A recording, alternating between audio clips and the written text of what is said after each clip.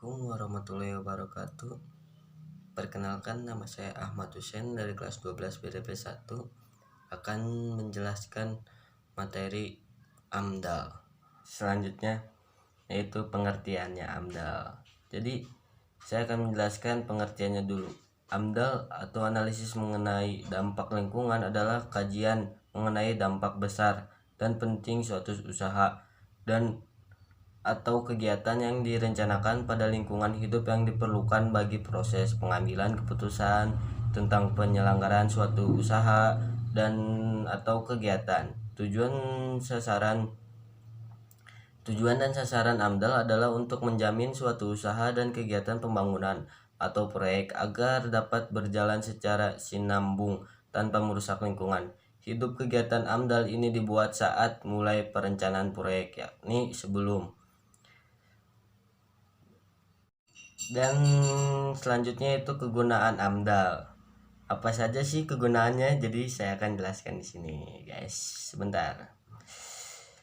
Jadi secara umum kegunaan AMDAL sebagai berikut. Yang pertama yaitu bahan bagi perencanaan pembangunan wilayah. Yang kedua dapat membantu proses pengambilan keputusan tentang kelayakan lingkungan hidup dari rencana usaha atau kegiatan.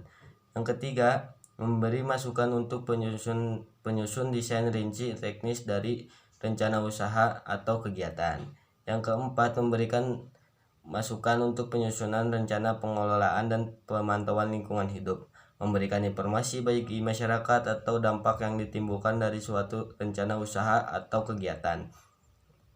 Tujuannya AMDAL untuk menjaga kemungkinan dari dampak suatu usaha atau kegiatan tertentu, untuk menjaga lingkungan dari sebuah operasi proyek pada kegiatan industri atau kegiatan yang dari menyebabkan kerusakan di suatu lingkungan.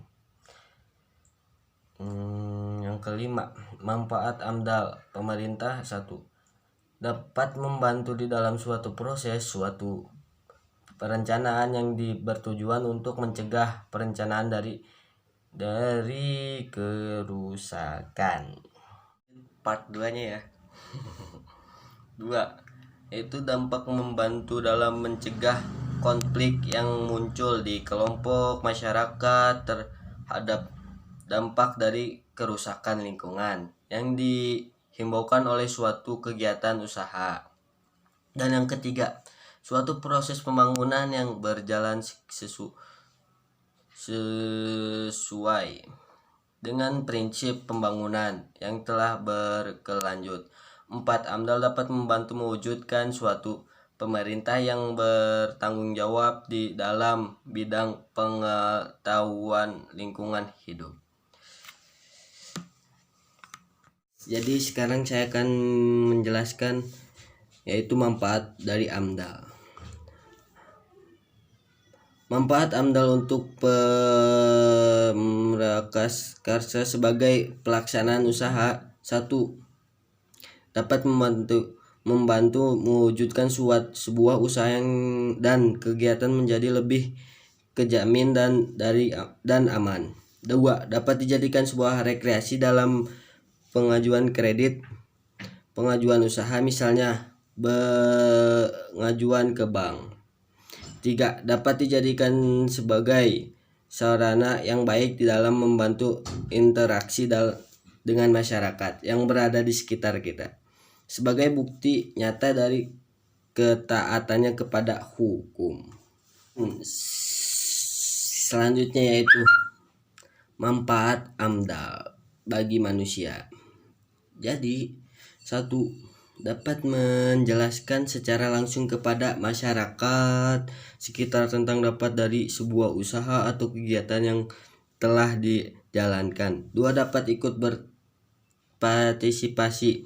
3. Masyarakat dibolehkan untuk ikut terlibat di dalam proses pengambilan suatu keputusan.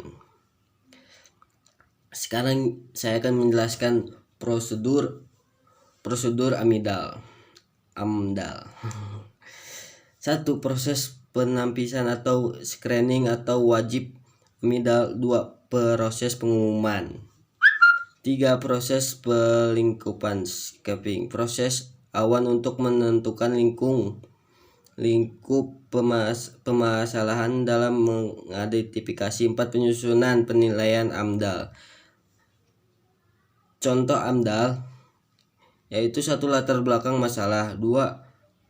Data dan fakta, 3. Hasil analisis kesimpulan. Mungkin segitu dari saya, kurang lebihnya mohon dimaafkan. Wassalamualaikum warahmatullahi wabarakatuh.